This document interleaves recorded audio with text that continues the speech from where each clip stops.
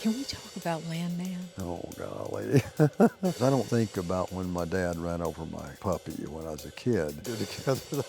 I was just asking you about how you played this part, and then she interrupted. I was like, Sharon interrupted? shut up. I want to talk to Billy Bob.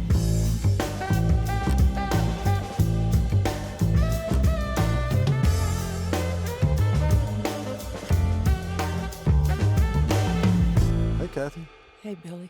Long time, huh? Yes, it has been a long time since we've known each other. When did we do Primary Colors? Primary Colors was 96, I think. And I think we met before that. I mean, just doing some kind Wait a of minute. You came over to my house to do some weird Oprah thing. Oprah Winfrey thing at your house. We had to pretend like I was seeing you at the front door. Yes, yeah. Hey. It was all staged where we had, yeah. Oh my God, it's good to see you, kind of thing. Yeah, I remember that, yeah. What was weird about Primary Colors is that we didn't really cross paths much because you're in a whole different part of the movie. And I've worked with so many actors that I didn't have scenes with. Have you ever done that stuff, you know? All I remember was there was one day we were in the house and we were waiting, and you and I were lying on the floor. Mm-hmm. I remember that. You were this way and I was that way, and our heads were right here, and we were just talking. I don't know what we were talking about. Oh, yeah. But that was fun. But every time I think about Primary Colors, though, I think about that scene in the room in the hotel with the trees Yes. on the wall. Right. And you're trying to get her to understand that he's having an affair. I think that might have been my favorite scene that I did in that one. But yeah, and I was there on days when you were doing a scene. I remember there was a scene in the kitchen of the house where you were getting really jacked up about something, you know, and I was there. Oh, you were? And so I was sitting over there by the monitors with Mike Nichols, you know, God rest his soul. It was awesome that we got to see, you know, Elaine May and Mike Nichols standing there right together doing comedy with each other. Yeah. It's crazy, wasn't it? Yeah, I loved working with him. I did too. He was awesome. When I thought it was funny, because you know how dry he could be, right? And I mean, I'd rather be yelled at than sort of like, you know, someone looking down their nose at me. And I told Mike that one day. But somehow or another, I had come to set with my suit on, but I didn't have my tie on. I think they left it up to me that day, which is a mistake. And we show up, and then I guess the script supervisor whispered to him that I didn't have my tie on, and we're halfway through a take, right? And you could hear Mike back in the darkness there at the monitor just go, "Oh, come on." Like that. And it's like, wow, that hurts. Oh, God. Oh, I know. But I loved working with him. He was so witty and smart about things, you know. Yeah, I loved working with him. When we were shooting, you weren't in the scene either. We were in the cottage. Emma and I were on the sofa, and John was across the room from us, and he was, part of the scene was he was supposed to send us the results of the blood test, what do you call Paternity? it? The paternity test. And so Mike was in between us, and he said, well, how are we going to get the paper to you? And I said, why can't he make a paper plane out of it? And Mike had been leaning over, and he stood up, he said, that's brilliant. Wow. So it was like, okay, now I can die happy. Oh, wow. So that's how that came about. Yeah, yeah. Wow. And I remember that very same day, because I was getting ready to go and direct something for the first time. And you know how, as an actor, you never tell another actor what to do. Right. Well, you've directed stuff, and I hadn't. And I said, what can you tell me about working with an actor? You know, what's the best advice you could give me? And he said, just love him. That's good advice. Very He was good so advice. great. Yeah, I so enjoyed being around him, and just he would regale us with his stories in between takes, you know, and just to hear that kind of history, you know. But yeah, it was one of those situations where it's like that was a first time, you know, that you and I had been in a movie together, and I was just wishing that you and I had more. But then, of course, you cut to years later. We do Bad Santa 2. We got to be around each other all the time. But I may have told you this. There was a time I went in and read for Rob Reiner for Misery. You did not. I swear to God. We have two of those things with Matlock and this. So it was just a small part. originally Richard Farnsworth, he played the sheriff, had a deputy. And I went in, I saw Rob Reiner for it, and Rob said right in the room, he goes, "You're the guy, we can send everybody else home." So I was like, wow. And where was it, Colorado? Where'd you shoot that? Oh, we were up in Donner Pass. Oh, in Donner Pass, okay. Well, I was all set to go just a few days before I was coming up there.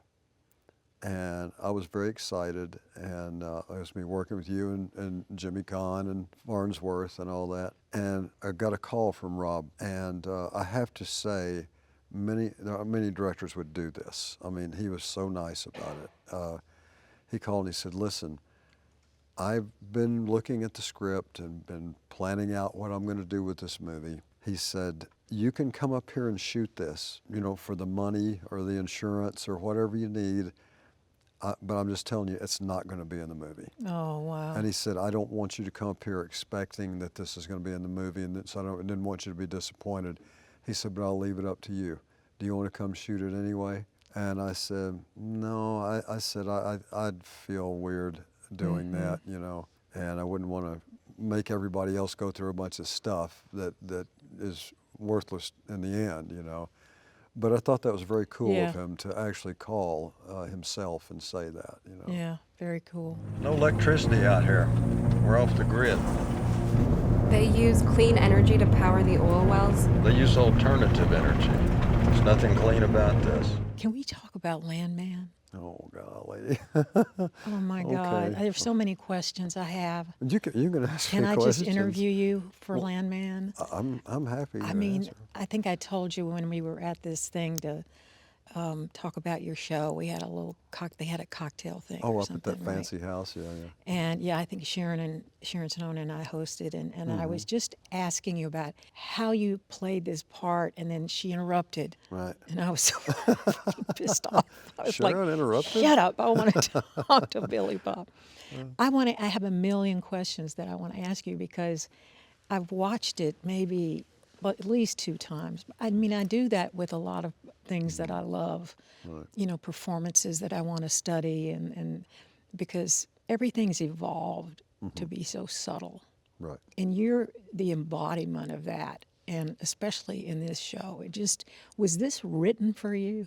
It actually was. Taylor Sheridan had asked me to do a cameo in 1883 in Yeah. his Western. And he said, "Look, I wrote this cameo. Once I looked at it, I was just going to, get a local to play it." And he goes, "Then I saw the cameo. I thought, no, I got to get somebody who's done this before."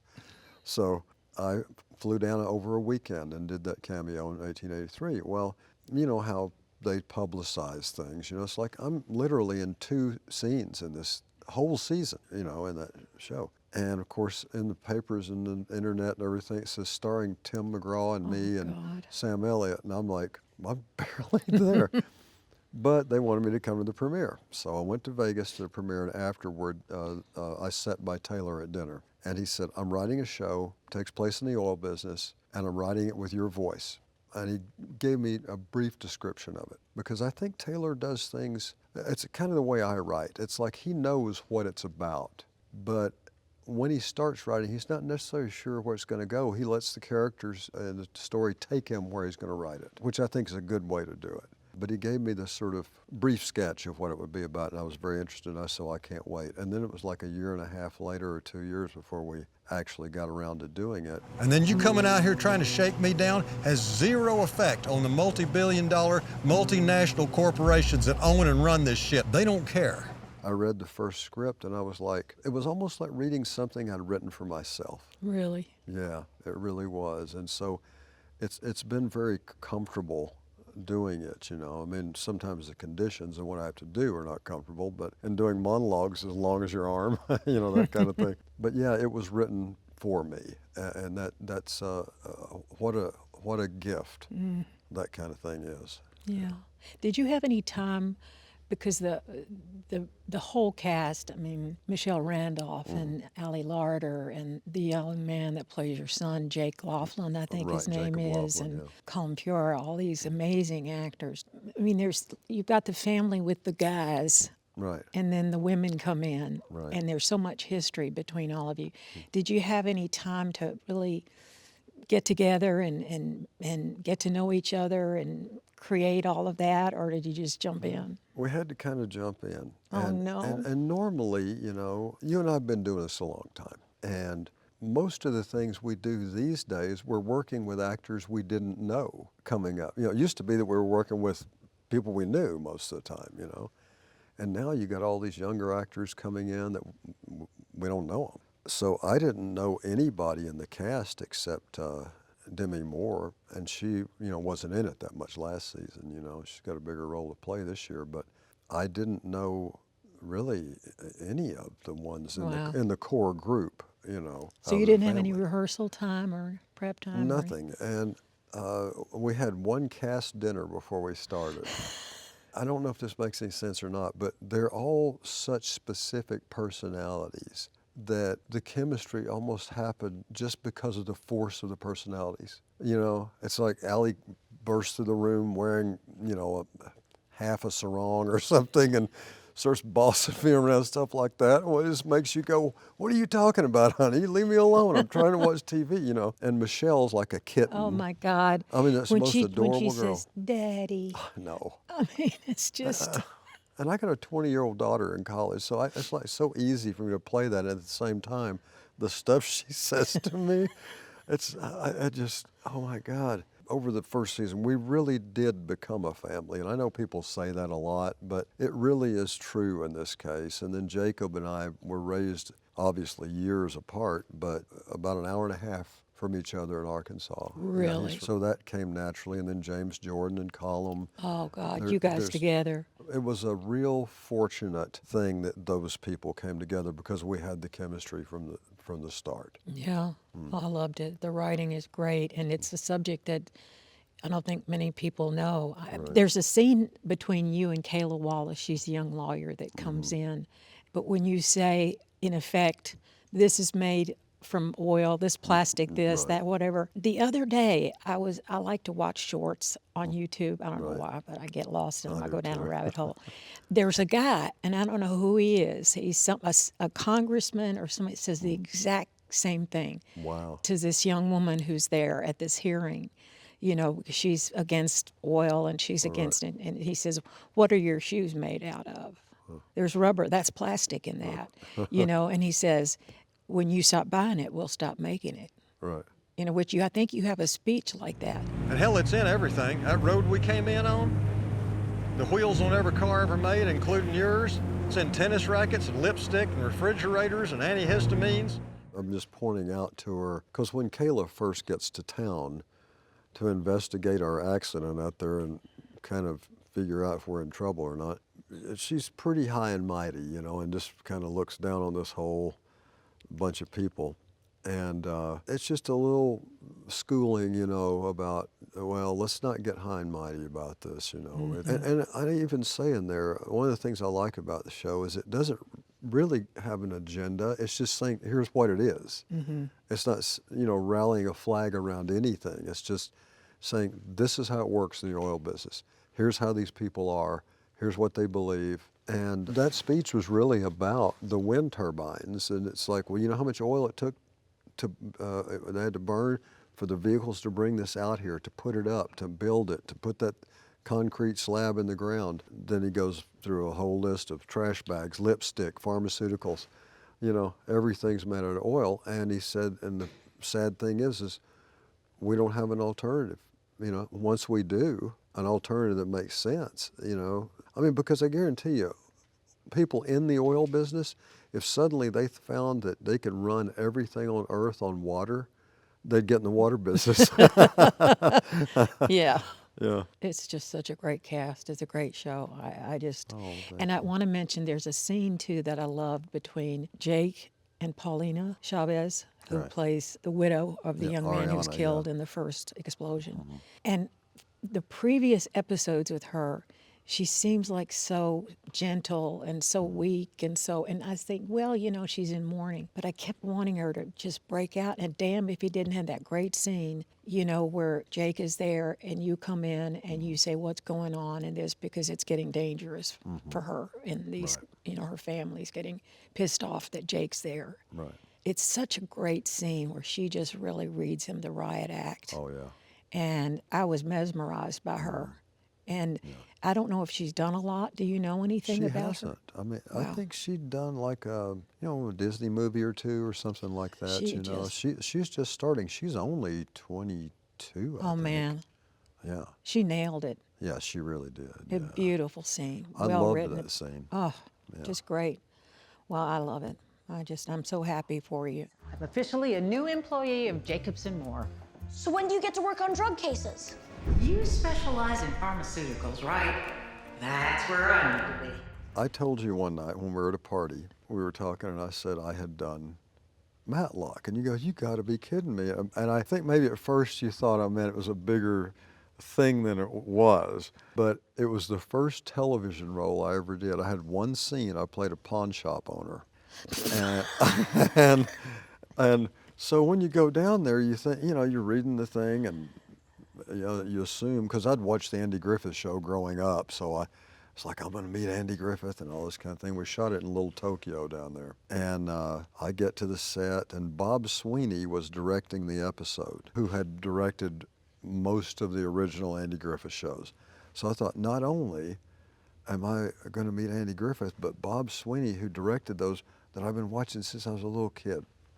So I get down there, and I see Andy in his seersucker white kind of suit thing, and I'm all nerved up and stuff, And I went over to him and I said, "Mr. Griffith, my name is," just kind of mumbling and everything. And I said, "I just want to tell you that those comedy records you used to do, it's one of the reasons I started acting." And he looked at me and just kind of shook his head like that and walked away. No. So you cut to years later, and I directed him in a movie. And by then, he'd called me. We'd gotten to know each other, but I never mentioned being on Matlock.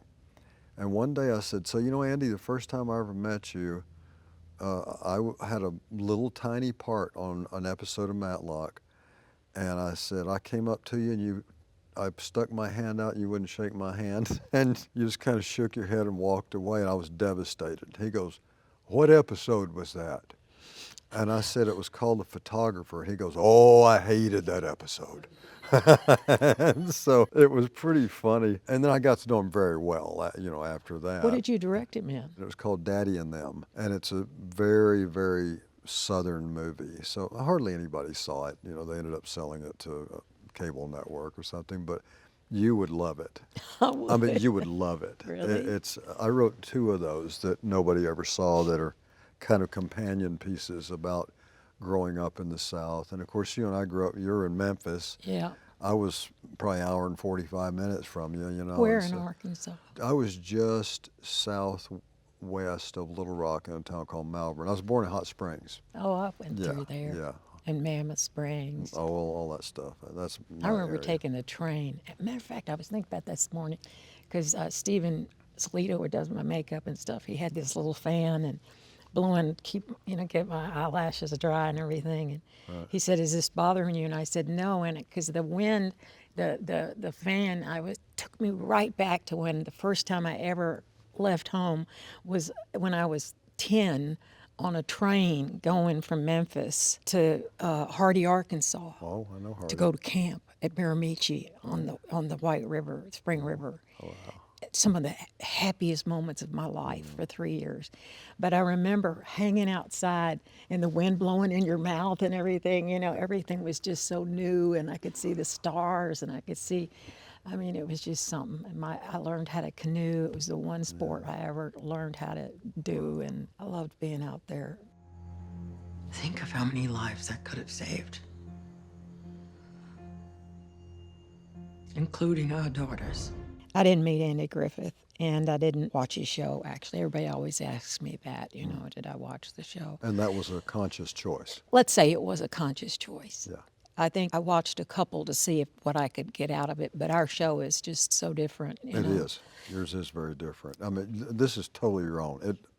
Me knowing the old show, to me, it's like this was just created. I mean, you own it so well. It's one of those things where you have to really divorce your memory of the other thing. But the good news is that's what it is. I came here expecting to be invisible. People don't see old women. When you saw me. It's just like they wrote the show for you. I don't think anybody would ever even think to link the two together, at this point. Yeah, sort of. I mean, there was stuff online, about, oh, why are they doing this? They don't, the old Matlock and all this stuff. But what's been great for me is I felt like, in a way, this part was written with me in mind. Jenny Snyder Erman created it, and I heard originally they wanted to make her, Andy Griffith's great-great-granddaughter, so she'd be Right. 30-something. Right. And but Jenny said she took a walk, and she, because Eric Christian Olsen had the rights to it, and they approached her, and she took a walk, and she was really trying to put it together in her mind, and it came to her that she wanted to write something about older women who, I think she was going through that period in her life, although she's only in her 50s, Yeah, I remember when I was 15, thought I was so fucking old, and I wish I was that age now. Anyway, so she just was thinking about old women, and she was feeling invisible in her life. And so that started to interest her. And then I think, I don't know if this is right, but I think she knew a relative of a friend that had problems with opioids and stuff. And so she just brilliantly put it all together that, when I first read the script, I thought, this is just episodic, and I'm not interested in doing that, And then I finally got to the end, and there's this twist where this woman is actually on a mission to bring some justice for her daughter. That's when I just said, oh, yeah, I'm in. Because I really had one foot out the door. Really? Yeah, I just felt that I was getting small roles that a lot in films that I loved that people were not seeing.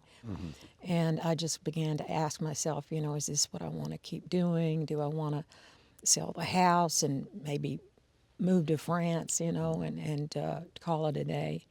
And then I got this script, and I thought, wow, I really like this, and I think I want to do it. And it's just fit me like a glove. And even in my research, we read tons of books about Dope Sick and all these books about the opioid epidemic and what the Sackler family did to sell their drugs. So yeah, I read the script on a Friday, and I met with Jenny on that Monday, and I just said, don't change a word. And then she said something really interesting to me. She said, what don't you like about the process of making movies and television and stuff? And I said, just don't abandon me. Because it's been my experience that I'll get involved with something, and then that's the last I ever see of a producer or a writer. And if I'm lucky, they're at Video Village, which I hate. Right. Whenever I've directed anything, and I'm getting ready to direct one of these episodes, it's been over 20 years. But I always like to sit on the apple box underneath the camera to really see the performance. So I told her, I said, I just don't abandon me. I want you to be here with me.